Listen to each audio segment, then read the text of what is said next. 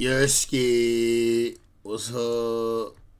What's going, man? How everybody feeling tonight, gang? It's your guy Jim in the spot. Oh shit, that's crazy. I was literally talking about this ugly. I'm glad y'all can't see the screen, my other screen. I literally was just talking about this ugly girl the other day. That's crazy. Welcome to the live stream, everybody. Hope y'all all feeling good. I'm feeling pretty good, man. You know, you open up Facebook and get scared. Like, who that ugly mom? Ugly mom. Who is this? Somebody did this to her face. Shorty face is all discombobulated. It's all everywhere. Like, how your face is all everywhere? That's not good. That means you ugly. In case you didn't get it. It means you're kind of schmuggling. Yeah, what up, though, man? Welcome to the chat. Your boy here on live, man. You know what I'm saying? I know what we doing. Oh, wait, did I not copy?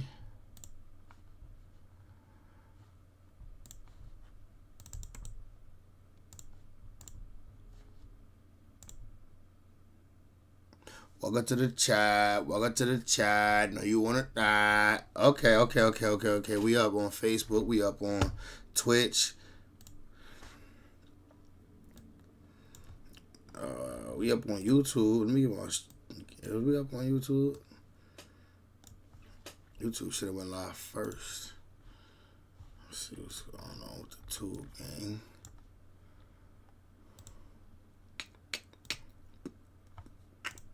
We up on YouTube. Let me watch. There we go. Hey, hola, Nicole. Welcome to the chat, beautiful. We got the beautiful Nicole in the chat.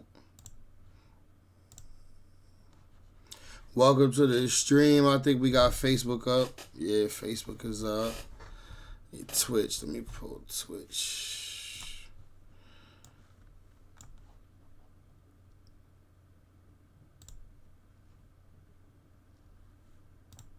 Yeah, Twitch is up.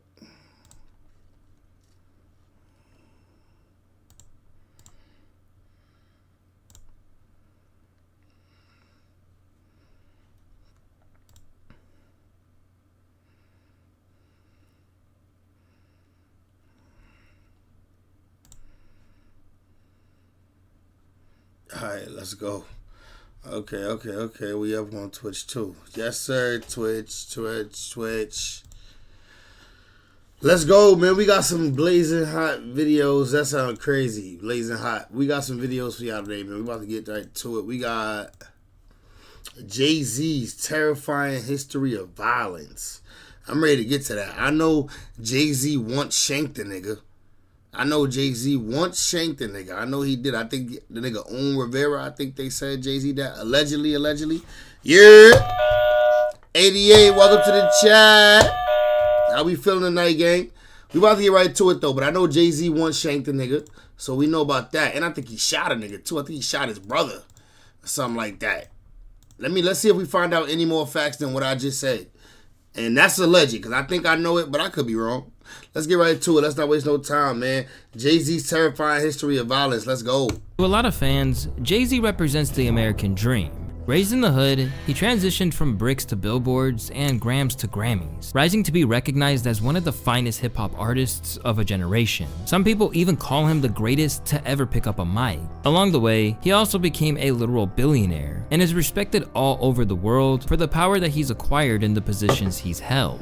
But all of that has came at a pretty heavy price for Hov, as although he's in an incredible position today, it hasn't always been an easy ride to get there. Because alongside all that success, there have been moments where violence has threatened to overshadow everything he was trying to achieve and could have brought his empire down around him. From shooting his brother to his alleged involvement. See, I was right. He popped his brother. And stabbing a record exec, there have been plenty of dark incidents which Jay has done his best to hide from his investors and high-powered friends. It's your boy Louis. Like, bro, what your brother gotta do to you for you to shoot that nigga? Chat, what your brother gotta do for you to shoot that nigga? Tell me. Like, what he gotta do in order to get a bullet? Your own blood brother.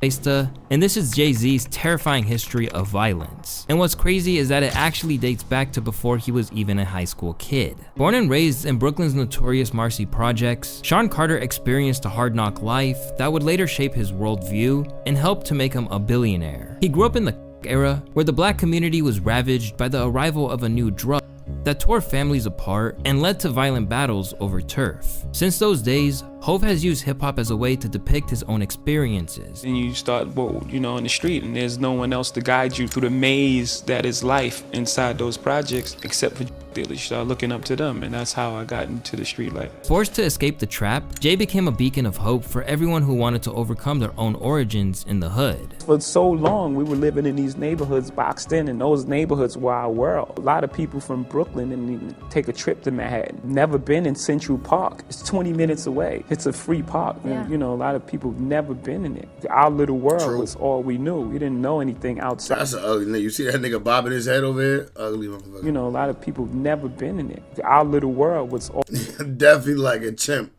Definitely chimpanzee face. All we knew. We didn't know anything outside of that world. So to look and see people that look like you achieving great things is like, oh, there is more, and it proves self-esteem, and it improves upon self-worth, because a lot of choices are made from the position of my life is not worth much, and this sort of living is not much, so if I risk my life, what am I really missing? How valuable human life is. You have more respect for yours and for others. But his story could have gone a whole lot differently if he found years. Yo, this pic is dumb funny. We all got a young picture that looked funny as shit. We thought we was that nigga back in the day though.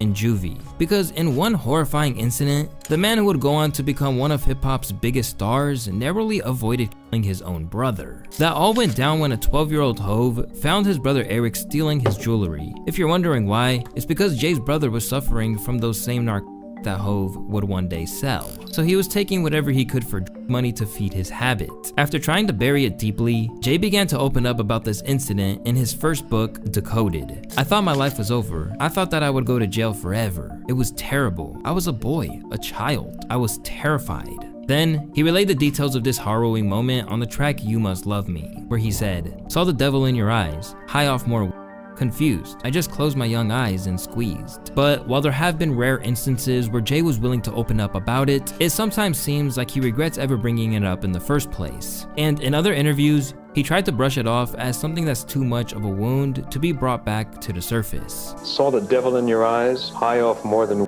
confused. I just closed my young eyes and squeezed. What a sound. Opened my eyes just in time to see you stumbling to the ground. Yeah, I wouldn't feel comfortable talking about that on TV. That just... Hey, man, real shit. It's not cool. Okay. Yeah, that's a bit over the line. Hold up, let me read the chat real quick. 88 say he can think of a couple things. Nightly Bitcoin 93.5. Okay. Kourtney Kardashian, shout out to Nicole. Kourtney Kardashian ended her marriage due to her sister Kardashian sleeping with him. Who? Which sister slept with her husband? Nicole? Which sister did it? Which whore? Let me stop. Oh my. Sister Kim. Kim slept with him? Yes, Travis Barker. Wow. Other times, such as during an interview with GQ, we're gonna look for a video on that after this. It seems like something that he's grown tired of discussing. All the while, claiming he and his sibling have put it behind them. I don't want to go there again. But what happened in the projects, especially back then during Reaganomics, it was wars. The aroma was everywhere. It was unbelievable. I always think of that Public Enemy's facts, bro. I used to smell crack in my hallway damn near every day growing up. Like, you knew what the smell of. You knew to like run straight to the crib, try not to breathe too much.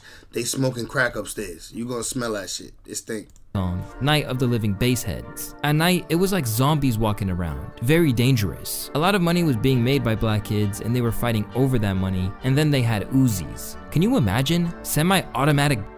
I remember a Sunday, 12 o'clock in the afternoon. These guys came through shooting Uzis. chasing after this other guy, and that was a normal thing. It destroyed plenty of lives. But I saw my brother the other day and we were able to get past it. He was able to get past his addiction and I was able to get past my stupidity. Now we're family.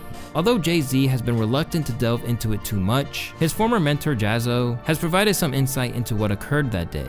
In his view, Jay wasn't intending to inflict any damage. I can't remember, but it was a to like, not as to like fatally wound, you know, but just like, and to be honest, I don't even think that he was aiming to like really hit him in his defense. In all honesty, he just wanted to get us scared. And he should know, because as it turned out, he played a crucial role in the event by giving him the weapon he used in the potentially fatal run-in with his sibling. But he maintains that he wasn't giving it for that exact purpose and that he was just letting him have it for protection. Nowadays, Hov's brother works as a barber and it seems like they're still in one another's lives. Jay has even been pictured with him at the 40/40 Club alongside Beyonce, one another's lives. This nigga Crip or Blood, nigga, I see red and blue rags. Nowadays, Hov's brother works as this nigga Crip Bloodikin. A barber, and it seems like they're still in one another's lives. Jay has even been pictured with him at the 40/40 Club alongside Beyonce. Crack smells, damn, what it smell like? Metal, garbage, and like, I don't even, excuse me, it's hard to, you can't even explain crack smell. Over the course of his life in Brooklyn, Jay was surrounded by the constant prospect of violence. And as it turns out, that incident with his brother wasn't even the only time that he wielded a firearm with dangerous intentions. Things were around every day. There were shootouts, but I never shot anyone else. Most people in shootouts don't get shot. On other occasions, it was Jay himself who narrowly avoided losing his life to a bullet. From a very close range, yes. A friend of mine, we had a misunderstanding, and at the time, all misunderstandings ended up with someone getting shot. Luckily, I'm still here. While the details of the situation remain pretty vague, Jay's former best friend and hustling partner, DeHaven, opened up about it during an interview with Vlad, and in his opinion, it was on Hov. We were speaking and Jay stepped out of line with some familiar people that I'm familiar with, and that shit just left a bad situation. You know, man, they turned into that. And that's all I could speak on that. Despite the many feuds that the Rockefeller leader had been involved in with hip-hop legends such as Nas, Joe Budden, and even his former business partner, Dame Dash, Jay has managed to evade things getting hostile to the point that they're engaging in a physical altercation. Well, for the most part at least. Because at times, his fame has allegedly made him a target when he's outside of the Empire State. Back in 2002, Suge Knight made some crazy allegations during an appearance on Last Call with Carson Daly. According to him, Hov believed that he was given a free pass in LA by some of its biggest stars. But as it turned out, not every goon in Cali got the message. The only thing I knew about Jay-Z that he came to LA a few times. Snoop and Dre told him that when you're on the West Coast, you wrote a song for me, don't worry about nothing. Next thing I know, he was taped up, robbed, and gagged. To date, Jay has never came out to confirm or deny this story. But the same can't be said when it comes to one of his most infamous moments in his entire career, where it briefly looked like his empire might hang in the balance. This is Jay's infamous confrontation with Lance Un Rivera, a music executive who was the CEO of Entertainment. The pair This nigga he stabbed. were at a listening party Allegedly. for Q-Tip's Amplified record back in 1999, where he encountered Lance. The situation wasn't friendly, because there had been speculation that he was selling bootleg copies of Jay-Z's The Life and Times of Sean Carter Volume 3. This is maybe hard to put. This is back in the days, bro.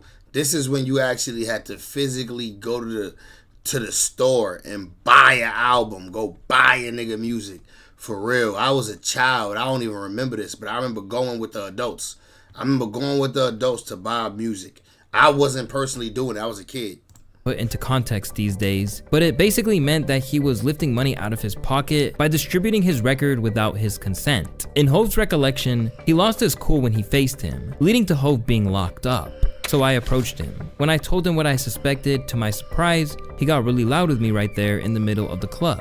It was strange. We were separated and I went over to the bar. I was sitting there like, no the this dude did not. I was talking to people, but I was really talking to myself out loud, just in a state of shock. Before I even realized what I was doing, I headed back over to him. But this time, I was blacking out with anger. The next thing I knew, all hell had broken loose in the club. That night, the guy went straight to the police and I was indicted. There was no reason to put my life on the line and the lives of everyone who depends on me because of a momentary loss of control. I vowed to never allow myself to be in a situation like that again. What went down that evening was that in the middle of a confrontation between them, Hove, or one of his affiliates, is alleged to have stabbed Rivera. Afterwards, Jay turned himself into the police for the stabbing and was placed under arrest before being released on a $50,000 bail. Alongside, he received 3 years of probation. In years that have passed since, Lance opened up about the situation. Me and Jay-Z had a conversation while right before I got hit in the head with a champagne bottle, and it was a brief conversation, and I was looking at him like, what are you talking about? And you know you fucking the money up right now. And I'm like, what are you talking about? Like, you're bucking right now, bro. You getting ready to fuck up everything. But according to Lance, the narrative around what happened that night isn't exactly the truth of the situation. Because while Jay was the one who was indicted, he doesn't believe that Jay was the one who struck the blow. I don't know where people got Jay-Z from, because if anybody knows Jay-Z, Jay-Z's a nice guy. He's an artist. He's a poet. He trying to call him sweet. He's gifted, and it's never been his history. You know, if Jay-Z had stabbed me, y'all wouldn't have got the Black Album. You know, because through my whole history, I'm a eye for an eye type of guy. This is actually consistent with what Nas said about the situation at the height of his own beef with Jay. On the famed diss track Ether, Nas suggested that he was made to take the fall of one of his friends, spitting, "Your man's Un and made you take the blame." Whatever really went down that day, it's safe to say that he regrets it, because as he has since acknowledged, he had a lot on the line that could have disappeared before his eyes. You know, it's one thing to get in a fight in a club when you don't have that much to lose. But what I'm trying to put together in my mind, right? I mean, you are an incredible success story. You have built an empire, and you put it all at risk like that. Yeah, I think that was a wake-up call and a calling card for me to let me know, like, it could just all go down the drain, like it could all be taken away from me. And now you're confident that you're more under control than you were? Ever. It'll never happen again.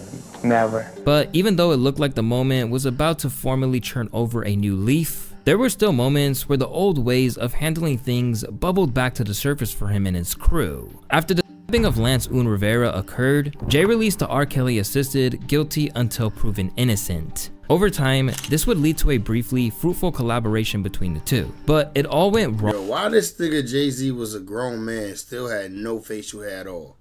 Like none. Baby face, pause.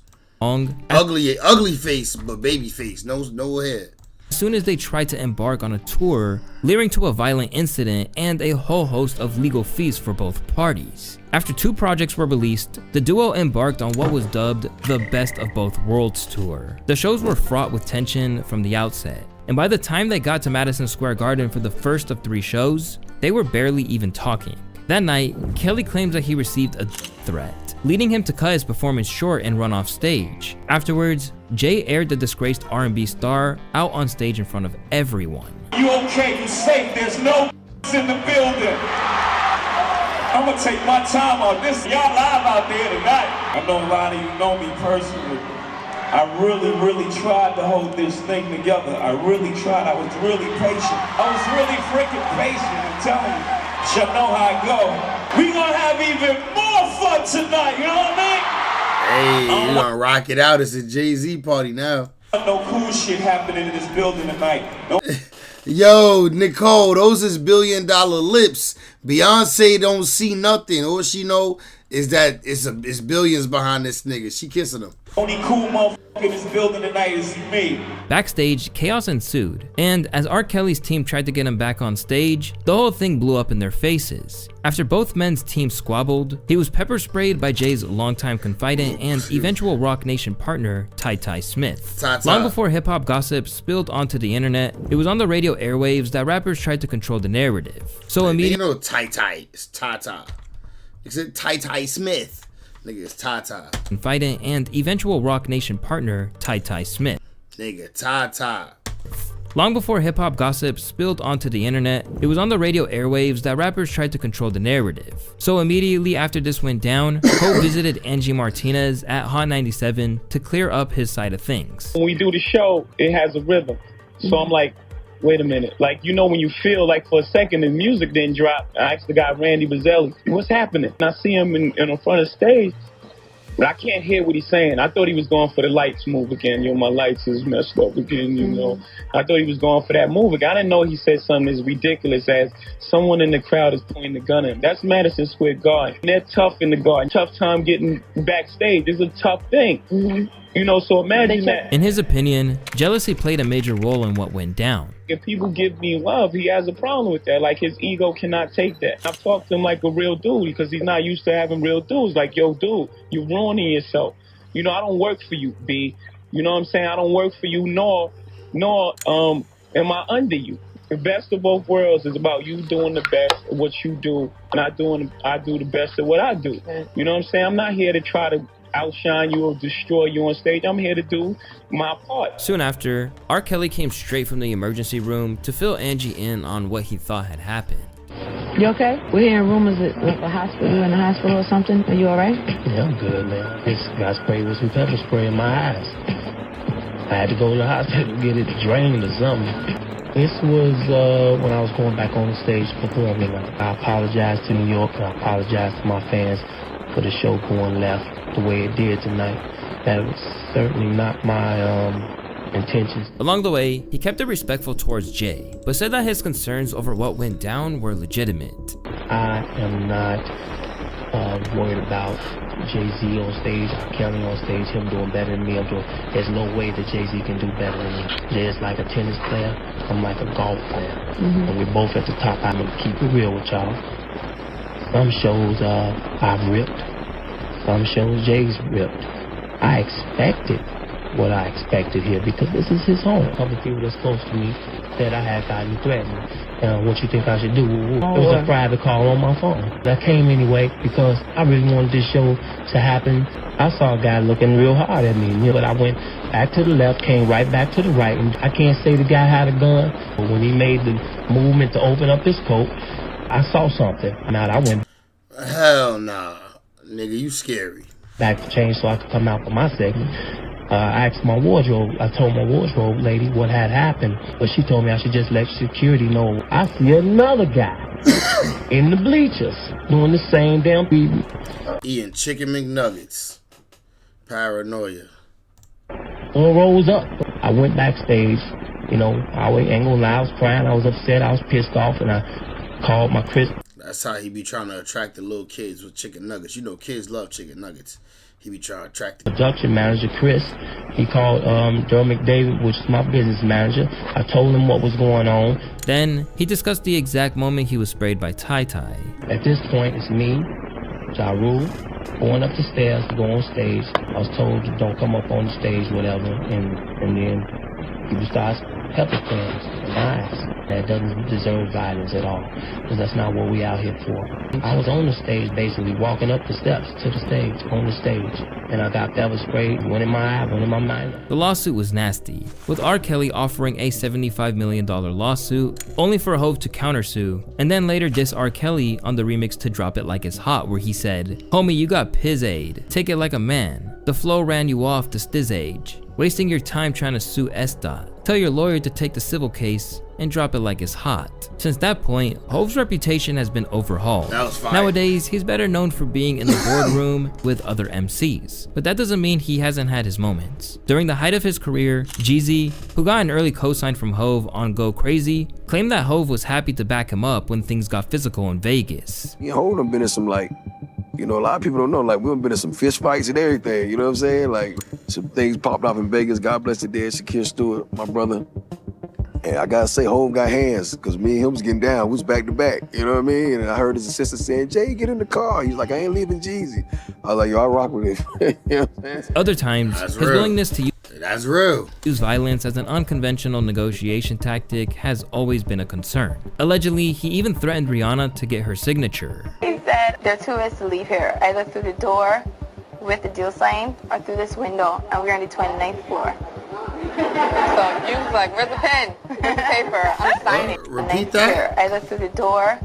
Rihanna to One more time. We need you to say that again, Riri. negotiation tactic has always been a concern. Allegedly, he even threatened Rihanna to get her signature. He said, there are two ways to leave here. I look through the door with the deal sign or through this window, and we're on the 29th floor. So you was like, where's the pen? Where's the paper? I'm signing. Other times, he's been the man on the receiving end of a whooping.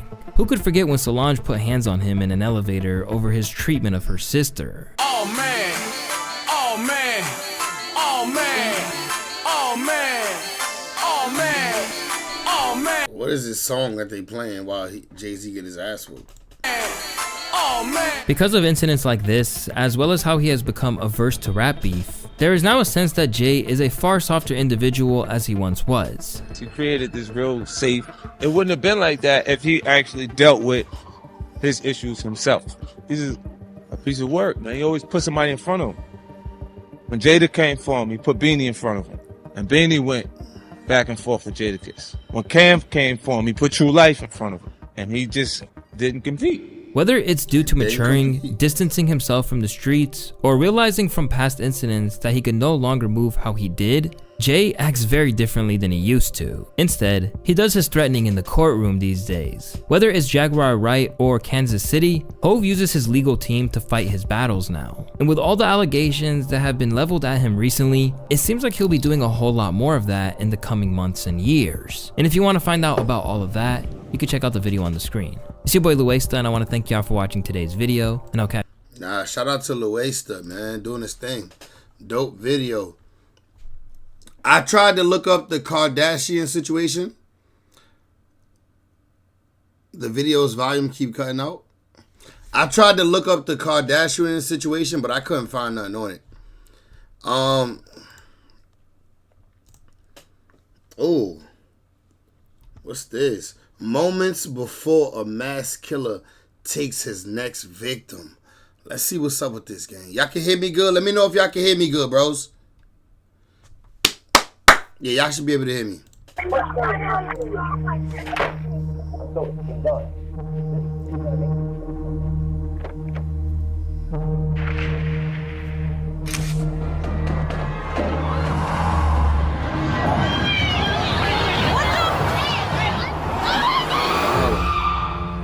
This man just committed mass murder and mercilessly ran over 50 innocent people in a single horrifying rampage.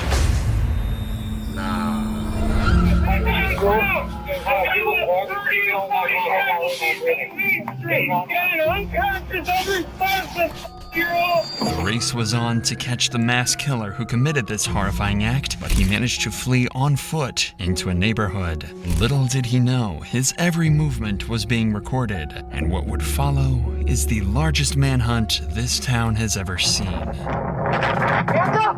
Put your hands where I can see them! Put your hands!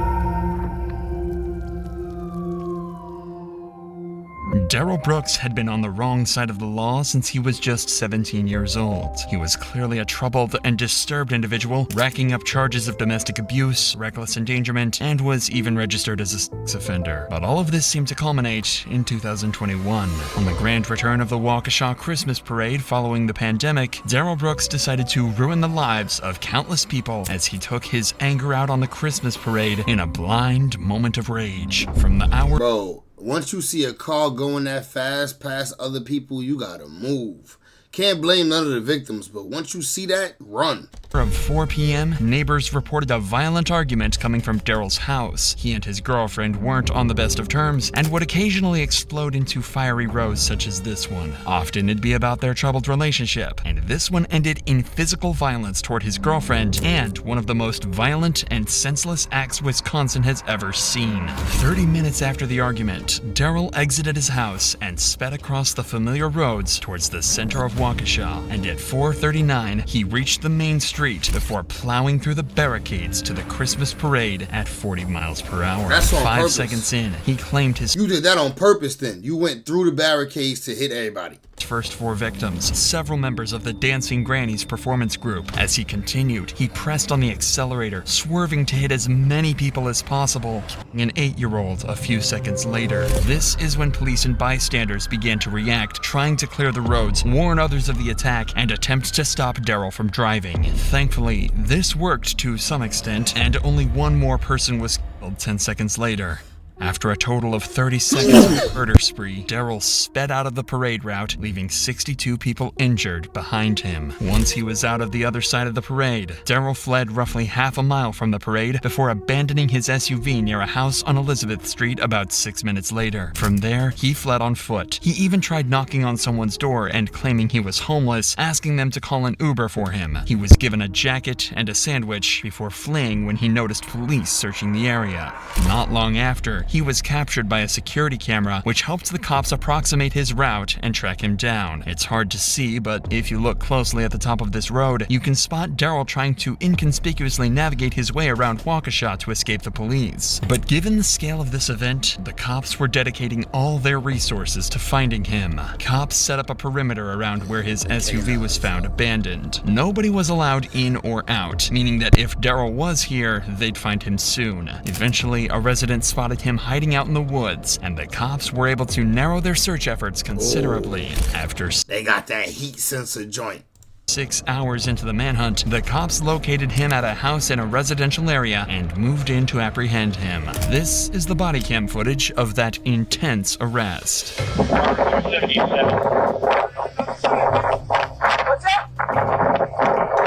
Hands up! Hands up! Whoa! Hands up! Get on the ground! Get on the ground! Do it now! Hey! Take him one of the hospital. Put it on your stomach. Robert, are you on it? You got something with your name on it now? No. Okay, lads. Cooperate with us. Okay. How do you know? I just use the microphone to call for a minute, that's all. Oh, okay. That's what I need. If everything turns out to be on the up and up, life will be good, and you'll be on your way, all right? Go ahead and take a seat for me, Darrell. With Darrell in custody, the officers were able to begin questioning him, but quickly they were forced to stop due to the fact the FBI wanted to take over this case. I've asked a former detective to analyze this interview, and he was able to give a deep dive into every influential moment. Prior to the investigation, the detectives involved already knew just about everything. They knew he was driving, that he didn't own the car, and that he had found the car key inside his pocket. What makes this interrogation so interesting, though, is that Darrell doesn't even know what he's being brought in for. Police never told him he was suspected of the parade killings. From the cops' perspective, this almost 5-hour-long interrogation wasn't really to figure out if he did it, more so to see how Brooks would react. They wanted to see how much he'd lie, and if he'd felt any remorse for what he'd done. Oh, face that way. Face that way. Your shoulders. There you go. All right. All yours. Well, you can drop your hands now, man. Thanks, appreciate it. Holy shit. How long you been out of work? Bum ass nigga got 27 dreads in his head. See, when did I get locked up? Just a few months. Anything to do with the pandemic that's been hitting? Yeah, hard. that's the reason why, yeah. Yeah, I bet. It made me smooth off. I got stuff lined up though, so. Yeah, like what? I'm probably gonna go back. I was working at a sheet metal place, so I'm probably gonna go back there. And do you stay at your? Is it your mom? You talked about your mom. Is it her address you stay at now? She owns the house. She owns the house. She doesn't stay there anymore, but she owns the house. Okay. She has her own house. I think we put your mom as emergency. The detectives have already found the first indication that Brooks is willing to lie. If you haven't noticed, the extreme shoulder pain Brooks complained about earlier has miraculously vanished just a few minutes into the interview. He was able to move his arm effortlessly as if the pain never existed, something that would later be used as evidence in court. And his tendency to lie will become even more obvious as the detectives continue to divert his attention. When you left Stephanie's, it was still daytime. It was still daytime? Yes. Okay. Were there still a lot of people out? It was still people out. Okay. It was still people out. Not a lot in that area, but it was a lot of people out. And it was, like I said, it was older couples walking down the street. It was younger people walking down the street. People was like an event or something was going on? I don't know, but it kind of seemed like it was a lot, like it was something going on to where it was vibrant. How long was it between leaving Stephanie's and those cops yelling at you at the door of that guy's house? Was it dark when they yelled at you? Yeah, by the time they came, it was dark. Okay. But we had been sitting out there. We had been sitting out there for a minute, me and the guy. To find how long? Estimate? 20, 30 minutes maybe. We were sitting right there, just like this, just sitting on the porch. While I called me an Uber. I called the Uber. I said, look, man, I let him know. I said, look, I ain't trying to rob you or nothing like that. Because when I knocked on the door, he kind of was like, whoa. I'm like, look, I don't got no weapons. I'm not trying to break in your house. I'm not trying to rob you. Darrell has clearly thought a lot about this alibi since he's managing to deliver a lot of very specific details. However, the officers already have mountains of evidence against Darrell and don't believe a word he's saying. As the interrogation continues, Darrell continues to lie until the cops have had enough. Let me ask you this, Darrell. So you weren't out in Waukesha Saturday, just Sunday. Yes, right. You're a part in the investigation. There's a lot of parts, right? In the investigation, there's people we talk. Well, this domestic abuse thing I'm telling you about, right? Okay. You talked about being a religious man. I can do better. I can definitely do better. We all could. Can we all? That's why. Yesterday was a mistake. I should have just freaking watched the game and just went home. And that's the thing. What do they teach us in Christianity, Darrell? That they teach us that we're broken, right? We're sinners. You're a father. You got 3 children, 18, 14, and 7? Yes, sir. All right, you got a mama that raised you well, and a God you believe in. Absolutely. All right, and all of them are, here's the thing they'll all want, is to tell that you're telling the absolute whole truth and nothing but the truth, right? Absolutely. I just have concerns if I fact check that Darrell's not telling me the truth. You don't have a car, so Marcus had to bring you out. You don't own a car, your mom doesn't own a car, right? So why did we find you with a car key in your pocket? It wasn't in my pocket. I don't even know where they said that was laying on the ground. The car key in Darrell's pocket is a key part of this case, as it shows that Darrell does in fact drive, despite his statement to the officers. Knowing that he's quickly being backed into a corner, Darrell tries even harder to convince the officers of his innocence. But these officers had done their research, and were about to take a different angle that would hopefully guilt him into confession. It's yours. It's your car key. I'm trying to be as open and honest with you as I can be. And I'm not calling you a terrible man. I'm not saying you were out yesterday hunting, and just let me finish.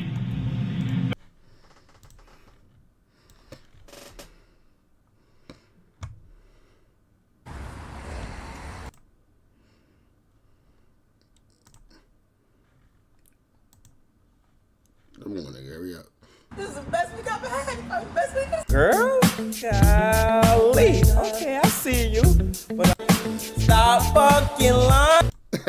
Why he lying? But you did not walk to that house. You did not walk to that house. You did not come here in a Tankia. You got a key in your pocket to a car, your mom's name. For the love of God, Marcus. For yourself, for your family. You know what happened yesterday. For the people. Tell me what happened. With what? With what? With the car. What am I being? With your mom's car. You're driving goofy. People call you in. You drove out of there in your mom's car, the red car. You're driving a little silver, probably because you're pissed. The red car. You met up Let me from my in drink. the car at the park. She got in. You talked. And what you're telling me seems pretty consistent that there was nothing physical. I didn't put my hands on her. Nothing. But you met her in the car. Tim, what's going on, man? Asking you a question. Just be. You were out there Just tell driving me kind of what's crazy. going on, Some man. people said you were driving kind of crazy. Darrell is heavily on the back foot now, and has very little room to wiggle out of this one. Eventually, the pressure from the detectives would cause him to cave and admit that he was driving at the time, now choosing to change tactics and try to garner sympathy from the detectives, deflecting blame onto his girlfriend and an apparent alcohol problem. Erica, she's a sweetheart until she gets that alcohol. The alcohol's the problem. Then you all type of jazz and I have somebody touch you and I'm gonna keep my daughter away from you, and even my mom doesn't even like her around when she's drinking. I've never been with anyone that is as bad as what you're saying right there, but I think he can attest to it. We've all Man probably look like he didn't do it with some chicks, man. We know. So So, Darrell, what were you thinking when you went driving through this parade? What am I facing? I don't have no problem talking with you guys. You got people injured that had to go to the hospital.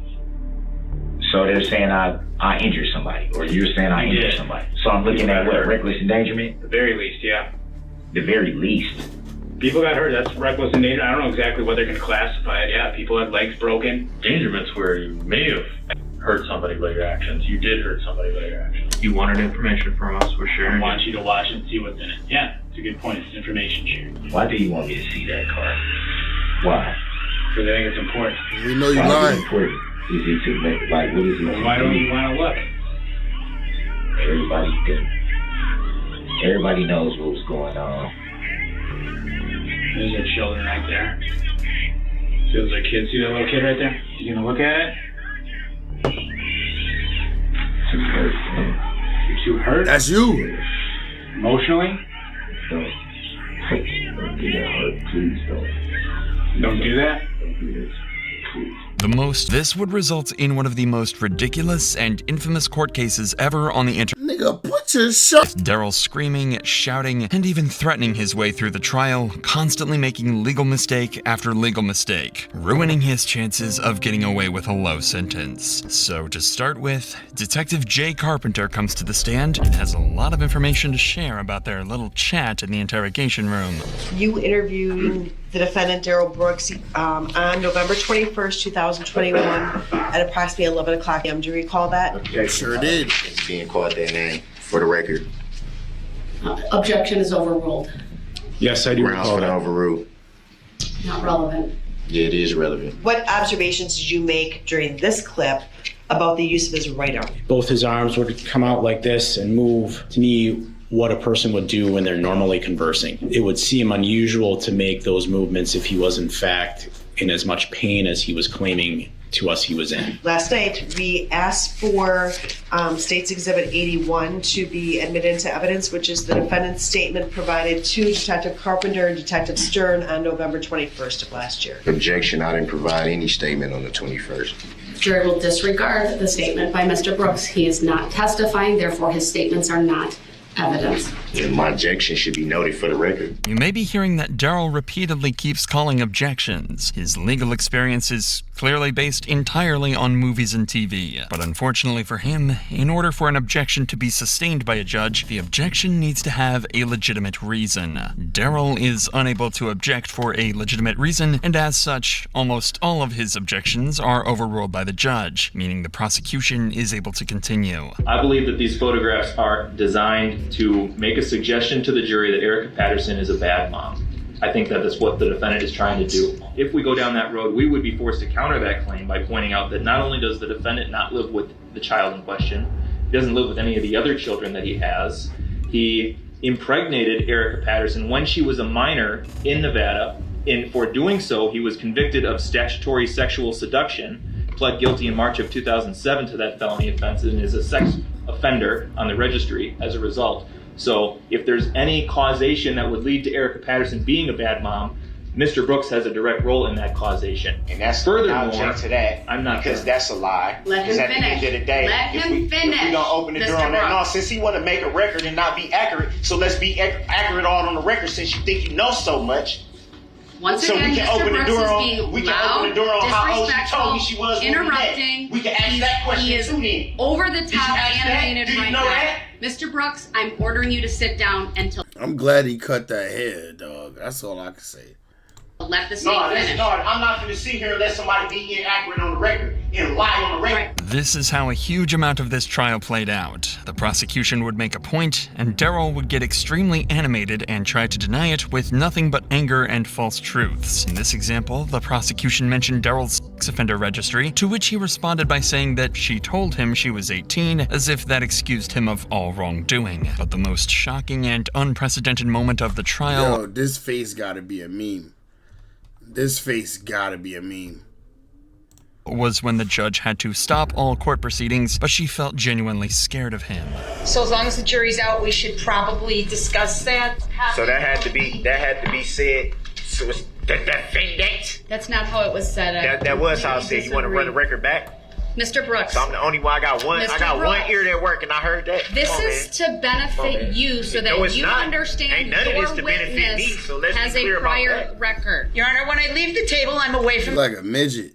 The courtroom, and I have to elevate my voice. So she alleged record of ableist. Stop talking. Oh man, like I don't know who y'all be thinking y'all fooling. I accept the value in return for value. This document. One more interruption, and you're going to be removed to the next courtroom. That's what you want to do anyway. So can Your you Honor, tell, I believe he has 7 prior criminal convictions, an OWI 4th from 2003, criminal trespass to dwelling from 2006. Right, I need to take a break. This man right now is having a stare down with me. It's very disrespectful. He pounded his fist, frankly. The judge put up with an awful lot in this trial and gave Darrell a huge amount of leeway in order to keep everything as fair as possible. But even... Bro, what do you think staring at the judge like this is gonna do? Disrespectful. Nigga is staring at the judge. Crazy. 2003.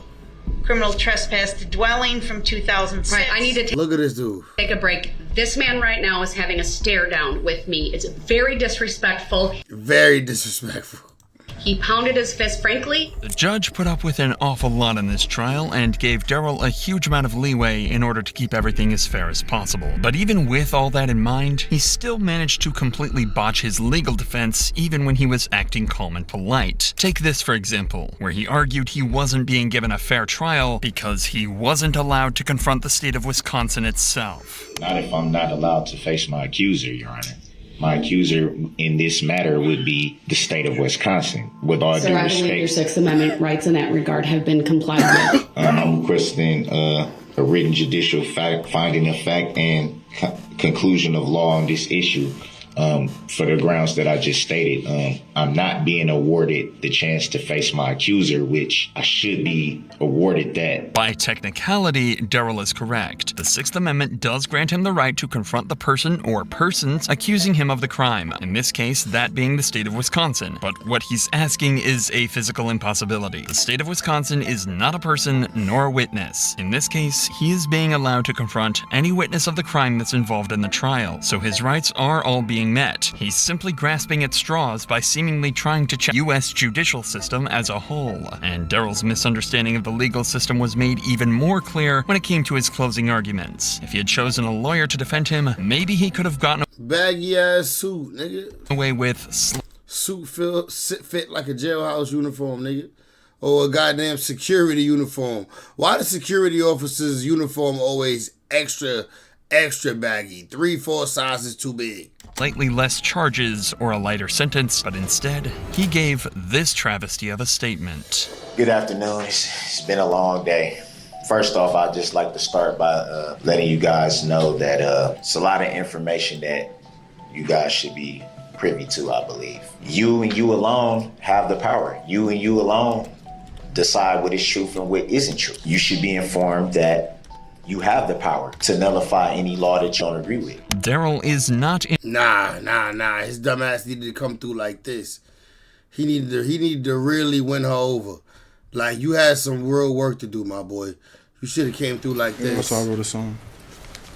You should have came through like this, bro. Hello there, Your Honor. I wanna say I'm sorry for things I've done, and I try and be stronger in this life I chose. But I want you to know that door I closed. And Your Honor, I'm sorry. Okay. To my mother, I'm sorry. To the victim, I'm sorry. Okay, we believe it. I believe that shit a little bit. Yes, Your Honor, I'm sorry.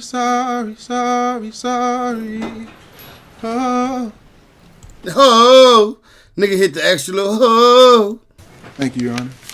Thank you, Your Honor. entirely correct here. Yes, the jury can nullify laws. However, this is only done when the law that has been broken is extremely strange and the person is 100% guilty beyond a reasonable doubt. For example, Alaska has a law that states it's illegal to whisper in someone's ear while they're moose hunting. If a case like this found its way to trial, the jury could nullify that law. Darrell Brooks gave his closing statement for 50 minutes without saying very much other than attempts to debunk the evidence and acquit himself of his crimes. However, there was one point that stuck out from his closing statement that shows just how evil he truly is. It's hard to keep everything together emotionally. And honestly, I don't believe that I have any more tears left. It's been a hard year for the families, mostly. It's been a hard year, bro, for the victims families. Opens the door to talk about forgiveness for a little bit. With every healing process, there comes a forgiving process. It's not an easy thing for anyone. Darrell is trying to deflect the jury onto it being a tough year for victims as well as anyone who was present at the parade. But in reality, it was his crime that made this year the toughest for the victims. Right. The jury deliberated for less than a day, and they came back with a verdict that he was guilty on all 76 counts. Darrell was ready to be sentenced, but not before the judge spoke to him directly first. Frankly, Mr. Brooks, He better break out this song. no one is safe from you. This community can only be safe if you are behind bars for the rest of your life. The community is not safe from your violent and criminal conduct unless you are in custody. You left. I don't know. Let's see. A path of destruction, chaos, death, injury. Yep. People died. Confusion and panicked as you drove 7 or so blocks through the Christmas parade, never once stopping or seemingly caring about the wake of carnage that you left. 4 of those blocks were turned into a scene that frankly is no different than a war zone. This court is imposing a life sentence without the possibility or eligibility for extended supervision. 1 life sentence for Virginia Sorensen, 1 life sentence for Leanna Owen, 1 life sentence for Tamara Durand, 1 life sentence for Jane Kulik, 1 life sentence for Bill Huspel, and 1 life sentence for Jackson Sparks. 6 victims. Bro, 6 casualties, bro. He took 6 lives. Bro, wait in air, bro. Darrell Brooks was sentenced to 6 This nigga's literally a waste of space. consecutive life sentences in prison without the possibility of parole, meaning that Darrell Brooks will spend the rest of his life behind bars. Stupid ass nigga, man. Type of shit you on, you motherfucker. Yo, let's get to this real quick. Mom and child disappeared after a trip with the ex-boyfriend. On March 12th, 2023, police in Vancouver, Washington received a call from a worried grandmother. Her daughter and granddaughter, 27 and 6 years old, had gone missing. Miche was a single mother. She a single mom, fine single mom. Look at her. Pretty single mom. 27 and 6 years Beautiful baby girl. Old, had gone missing.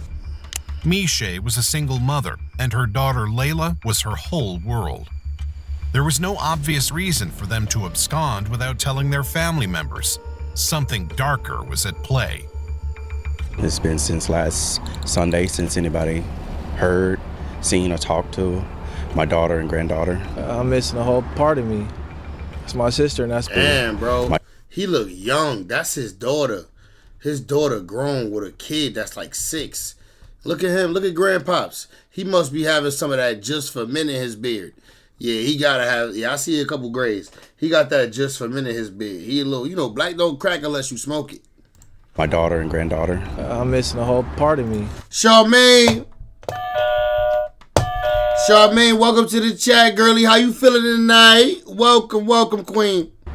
It's my sister, and that's my niece. We don't know the where brother. they're at. One of the last people to see Miche Melendez alive was this man, Kirkland Warren. He was Miche's ex-boyfriend, and they'd had a tumultuous relationship. But Kirkland said they were working things out. or they had a young mother and a vulnerable child. It was imperative that the police find these two missing persons as soon as possible. But soon enough, their investigations would reveal a twisted history and a murder that would leave Vancouver scarred for generations to come. I don't come here with all questions. I do have some answers. What do you think my answers are? Let's uncover those answers here on The Decoder, where we'll dive into exclusive interview and body cam footage to tell the terrible story of what happened to Miche Melendez. Vancouver, Washington is one of the state's most populous cities. On the border with Oregon and close to the West Coast, it has a violent crime rate of 6.32 per 1,000 residents. This is higher than the state average, and made it even more concerning when Miche Melendez and her daughter went missing in March 2023. 27-year-old Miche was last seen with her daughter Layla by a friend in a burgundy Dodge Charger on the morning of March 12th. The driver of this car was Kirkland Warren, her ex-boyfriend. It seemed likely that he had been the last person to see Miche alive. March 22nd, 2023. What seemed like an ordinary day in a prison in Vancouver, but for this detective, waiting at the chess table to conduct an interview, it was the most important day in this case. He'd been tasked with finding missing Miche and Layla. He could only hope he'd ask all the right questions. I guess first of all, how are you holding up? As you can. Okay. In a jail. I'm a regional Miranda rights. So, I'm a missing persons detective. Okay. I also do a few other things like cell phones and computers. I'm a bit of a geek, but part of me being a geek. Their relationship. According to him, everything went well that night, and they left Joe's house in the morning as planned.